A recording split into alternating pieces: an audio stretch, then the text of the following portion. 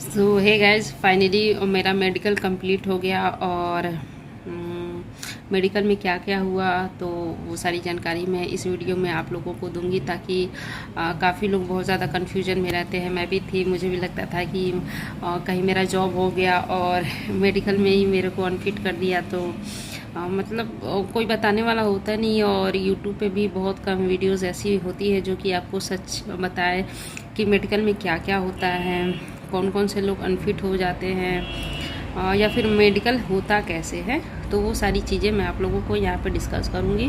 और परसों ही या फिर कल मैंने एक वीडियो बनाई थी जिसमें मैंने बताया था कि अभी मैं दिल्ली जा रही हूँ मेडिकल अपना कराने। इस वजह से मैं काफ़ी ज़्यादा बिज़ी हूँ क्योंकि पूरा दिन निकल जाता है, आपको 7-8 डॉक्टर के पास घूमना पड़ता है, चक्कर काटना पड़ता है।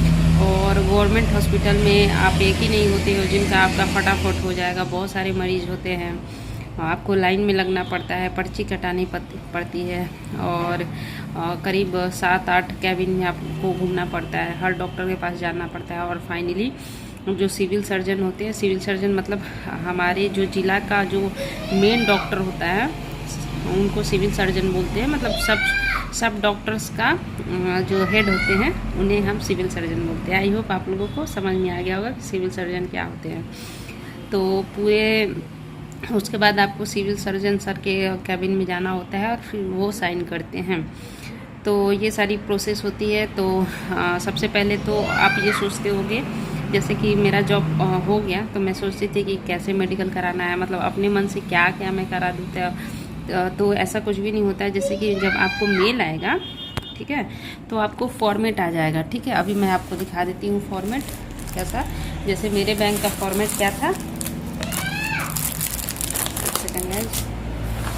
तो हालांकि ये सारी चीज़ें दिखानी नहीं चाहिए, लेकिन आप लोगों को आइडिया मिल जाए इसलिए मैं दिखा देती हूँ। ठीक है, तो आप लोगों को एक सेकंड,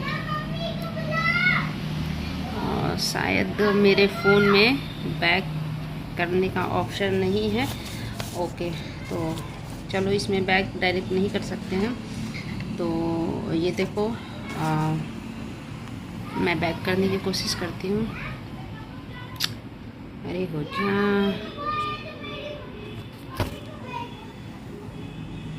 यार, मैंने सड़ा हुआ फ़ोन खरीद लिया अब यहाँ पे पॉज करके मुझे बैक करना पड़ेगा। आप लोग रुक जाओ, मैं आपको बैक करके दिखाती हूँ। तो गाइज़ ये देख लो आप, ठीक है, तो ऐसा फॉर्मेट बना के आएगा कि मेरा जैसे 2 पेज में आया था।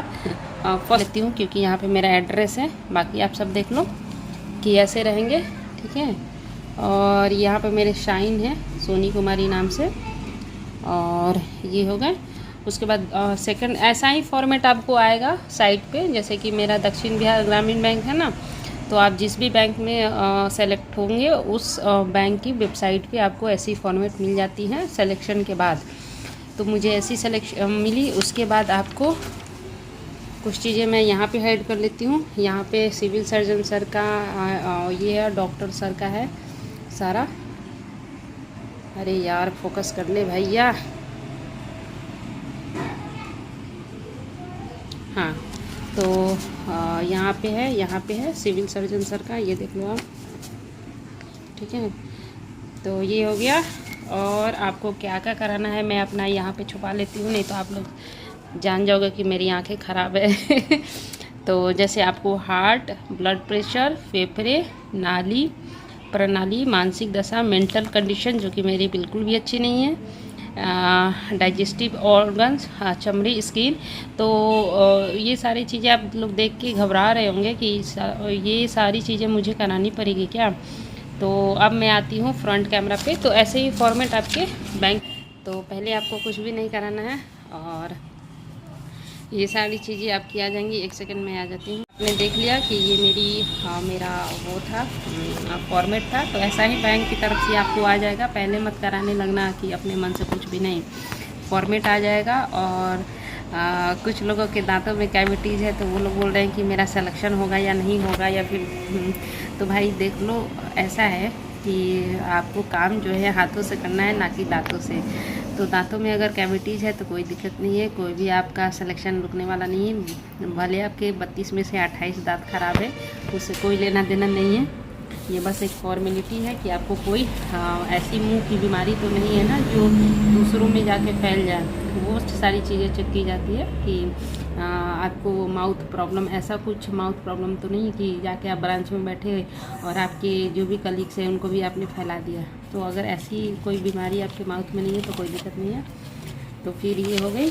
और इसके बाद मेरा ये हो गया, ये मेरा यहाँ पे दिया हुआ था कि आपको चेस्ट की जो एक्सरे होती है ना वो सबमिट करनी होती है। तो ये एक चेस्ट एक्सरे है जो मेरा हुआ था, और ये सारी चीज़ें हैं। और आँख, जिनका आँख कमज़ोर है वो अगर उनकी मतलब प्रॉब्लम है आँखों में तो भी कोई दिक्कत नहीं है। आपका डॉक्यूमेंट वेरिफिकेशन में कहीं पे आप नहीं रिजेक्ट होना चाहते हो, आपको बस दिखाई देना चाहिए स्क्रीन पे कि आप देख सकते हो, ठीक है। इस मतलब आप बैंक में जा रहे हो, आपको ये नहीं चाहिए कि हाँ भाई फुल आपका आँख का जो रोशनी है एकदम तेज़ ही होना चाहिए, ऐसा कुछ नहीं है। चश्मा भी लगाते हो तो हो जाएगा, कोई बात की डरने की बात नहीं है। जिनको कम सुनाई देता है तो भी कोई दिक्कत नहीं है, आप रिजेक्ट नहीं होने वाले हो। देखो 100 बच्चे में से ना 100 सेलेक्ट हो जाते हैं मेडिकल में, बैंक में। कोई भी रेयर केस में कि अगर आपको भयंकर बीमारी है जो कि आपको ब्रांच में जाने से बाकी लोगों को फैल सकती है, उस केस में आप रिजेक्ट होते हो। बाकी अगर आपको आँख की कोई प्रॉब्लम है, नाक की कोई प्रॉब्लम है, गले की कोई प्रॉब्लम है तो उससे कोई लेना देना नहीं होता है, ठीक है। तो ये सारी चीज़ें आपको करानी पड़ती है। तो कैसे करानी होती है, तो आपको सदर अस्पताल में आपका जो भी गवर्नमेंट हॉस्पिटल हो नज़दीक का, वहाँ पे जाओगे, आप पर्ची कटाओगे।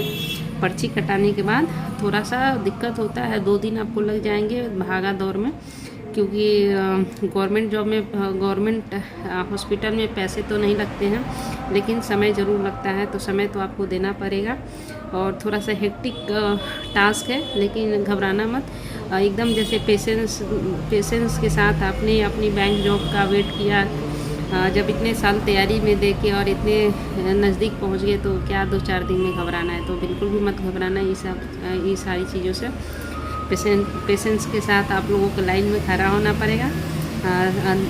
दांत के डॉक्टर के पास जाओगे तो वो आपसे 2-4 क्वेश्चन पूछेंगे, जैसे आपको दांत में दर्द तो नहीं ना है, फिर आपको बोलेंगे कि मुंह खोल के दिखाओ, तो आपका थोड़ा सा इंस्पेक्शन करके वो लिख देती हैं, ठीक है ना। ऐसा मतलब एकदम हार्ड एंड फास्ट वाला रूल अप्लाई नहीं होता है। आँख के डॉक्टर के पास जाओगे तो मतलब अल्फ़ाबेट्स पढ़ने के लिए देंगे और थोड़ा सा ऐसे बंद करके एक आँख से पढ़ने के लिए देंगे। मेरे साथ ऐसा था कि शीशा के सामने मेरे को खड़ा कर दिया गया और शीशा के पीछे, जैसे पीछे यहाँ पे वर्ड्स लिखे हुए थे और वो शीशा में दिख रहे थे, तो मुझे पहले ये आँख बंद करके पढ़ाया गया, फिर ये आँख बंद करके पढ़ाया गया। तो मैंने पढ़ लिया और तो मेरा आई भी अच्छा हो गया। उसके बाद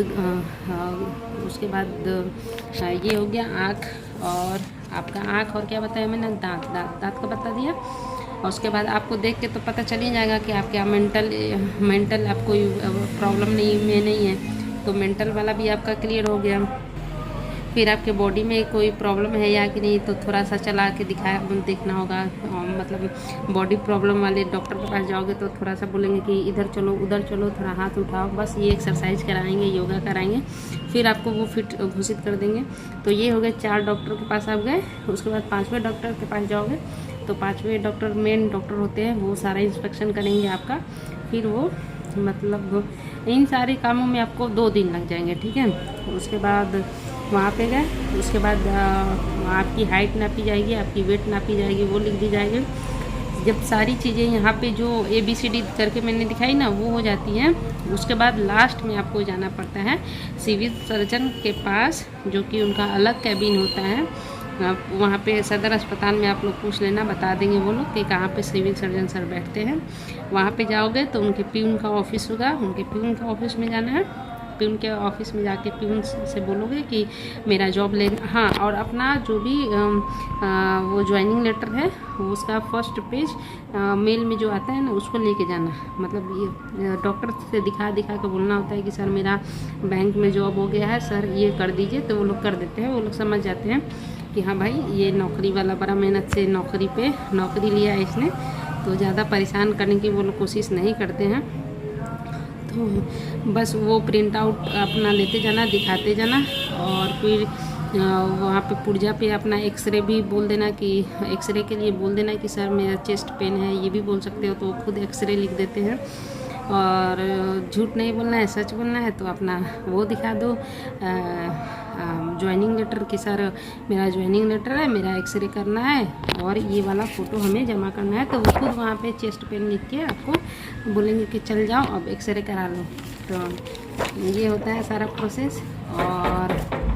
और मैं क्या बताऊं, हाँ, तो किसी को भी कोई डरने की ज़रूरत नहीं है, मेडिकल में कोई भी दिक्कत नहीं होता है। बैंक की तरफ से आपका फॉर्मेट आएगा, फॉर्मेट डाउनलोड करो, सदर अस्पताल में जाओ, 2 दिन लगेगा। ये मत समझना कि गए और हो गया, नहीं भैया, हर जगह 100 की लाइन में खड़े होना पड़ेगा, 50 की लाइन में खड़े होना पड़ेगा, फिर इंतज़ार करना पड़ेगा, फिर डॉक्टर के पास जाना पड़ेगा, फिर उसको एक्सप्लेन करना पड़ेगा, हर डॉक्टर के कैबिन में जा के एक्सप्लेन करना पड़ेगा, ठीक है। तो ये सारी चीज़ें होती हैं। और किसी के आँख में प्रॉब्लम है, दांत में प्रॉब्लम है, दांत सड़ गया है, कोई दिक्कत नहीं है, मेरे भी दांत सड़े हुए हैं तो मुझे भी कोई दिक्कत नहीं हुआ। तो और क्या बताऊँ, थोड़ा सा मैं फ़न कर रही थी आप लोगों के साथ, तो कोई दिक्कत नहीं है दोस्तों। और मेडिकल के लेके काफ़ी ज़्यादा कमेंट आ रहे थे, तो मैंने सोचा कि अब मैं फ्री हो गई हूँ तो आप लोगों को बता दूँ। और मेडिकल सबसे टफेस्ट काम होता है जो कि मैंने कर लिया, मतलब इन सारे डॉक्यूमेंट में सबसे ज़्यादा टफेस्ट काम होता है मेडिकल ही कराना, क्योंकि आपको 6-7 डॉक्टर के साथ विजिट करना पड़ता है। तो ये रही बात आपके मेडिकल की। बाकी को आप अपना कमेंट करना कि आपको किस किस विषय में जानकारी चाहिए। मैं जैसे जैसे फेजेस पार करते जा रही हूँ वैसे वैसे आप लोगों को बताती रहूँगी। और thank you guys for supporting and loving me.